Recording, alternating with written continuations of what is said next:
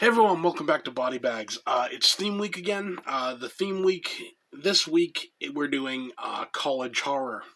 So I decided to do Sorority Row.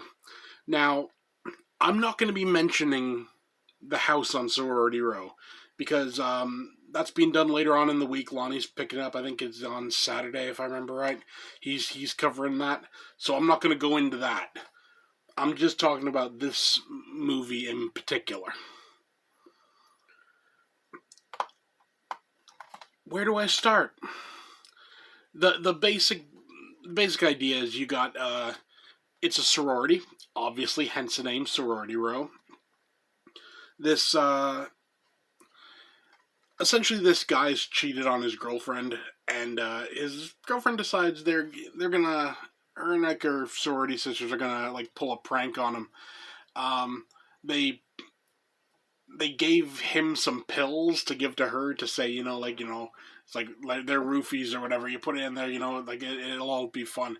So he went along with it. They weren't roofies. They were like just vitamins or whatever.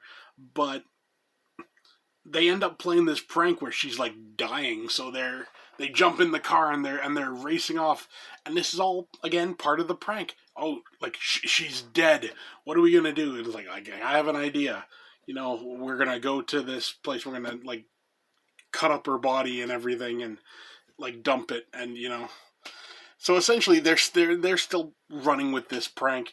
But in the meantime, someone mentioned something like because I guess they're a med student or whatever. They're like, well, you put them underwater, like their lungs are full of air and it like they float up. So this guy gets the bright idea.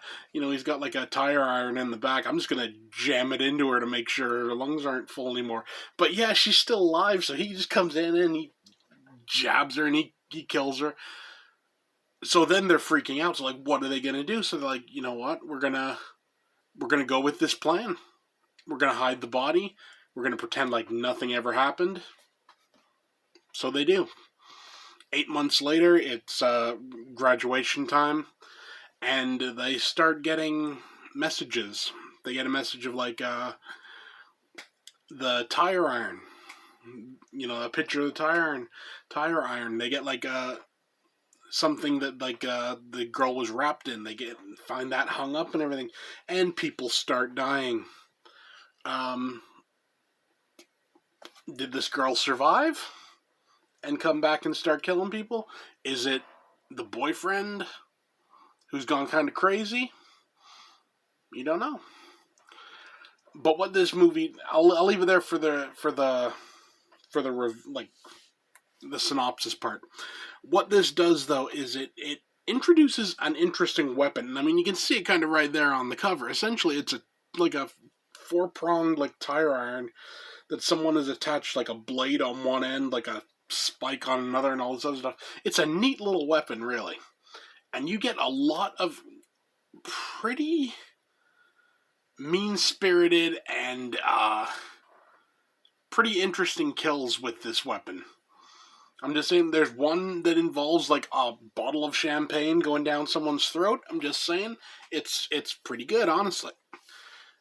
This movie came out in, let me see if I can see the date on here. 2009. So kind of right in the heyday of like the Scream clone resurgence, if you will, like the resurgence of the slasher flick. So it sort of fell in that unfortunate time where you got a lot of these movies and a good one gets kind of overlooked. And this is a good one. I thoroughly enjoy this movie. Is it the end all be all of like 2000 slashers? No, it's no Scream. It's no like like I Know What You Did Last Summer or whatever. But it's fun. It's a bloody little movie, and you get some innovative kills, and you get some pretty decent effects. The acting, I'll say the acting is good. I mean, a lot of the characters are annoying, but the thing is, they're written to be annoying. They're like like the stereotypical sorority bimbo, like people. They're written to be that way. So when you see them that way, it's kind of hard to say that it's bad acting, you know? All in all, fun movie. Also has a cameo by, what's her name? Carrie Fisher. So that's always a good thing. Actually, it's more than the cameo. I'll say it's a small role. You know, she plays like the house mother or whatever of this sorority. Um, all in all, good flick. Unfairly forgotten due to the amount of films that were coming out during that era that fit this mold. I mean, you know, you got Sorority Row, you got Valentine, you got Scream, you got I Know What You Did Last Summer, you got all of those. You know, it's a shame almost. I want to say almost had this come out maybe 10 years later. You know, had it come out at like 2019 or something. I don't know. But all in all, good flick. For a rating, I give it 8 out of 10. Really solid. You can definitely do worse. If you want a fun little slasher flick, you can do worse than Sorority Row. And I'm pretty sure you can still pick this up quite cheap. I mean, I got this back years ago for like under $10, I think. And I'm pretty sure it's still available somewhere. So yeah, Sorority Row, good stuff. Yeah, so that's my review. Like I said, this is College Horror Week. Tune in on I think Saturday to see a review of the original House on Sorority Row. So that should be interesting.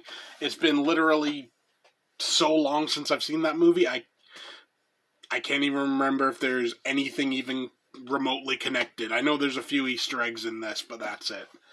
So yeah, that's it for me. See you next time.